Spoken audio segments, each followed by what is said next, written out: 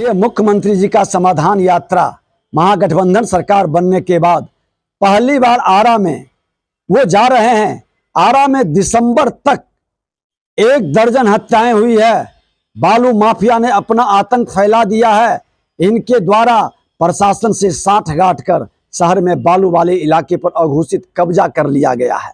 अवैध बालू पर खनन निरंतर जारी है। आरा के समरा मैदान का अतिक्रमण और बीचों बीच स्टेडियम बन जाने के कारण यह ऐतिहासिक मैदान भी अपना महत्व खो दिया है। ग्रामीण कार्य विभाग द्वारा घटिया क्वालिटी का सड़क बनाकर पैसा लूटा जा रहा है। एग्रीमेंट में मेंटेनेंस का प्रावधान के बावजूद भी मेंटेनेंस नहीं कराया जा रहा है।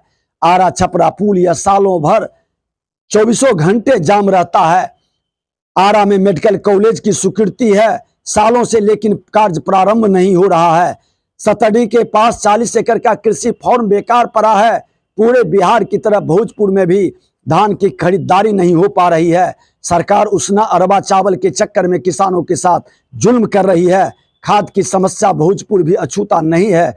माननीय मुख्यमंत्री जी, सीएम के किसी भी यात्रा पर जो खर्च होता है, प्रत्येक वर्ष जो यात्रा की है जिसमें जनता की कमाई की गाढ़ी कमाई का करोड़ों रुपया खर्च होता है, हर एक दिन के यात्रा पर 1.5 से 2 करोड़ रुपया हर जिले के अंदर खर्च है।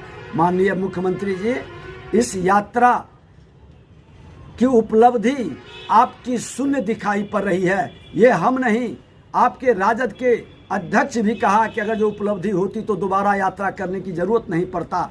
सीएम को ऐसी यात्राओं पर श्वेत पत्र जारी करना चाहिए ताकि जनता को उपलब्धि और खर्च का ब्यौरा मिल सके।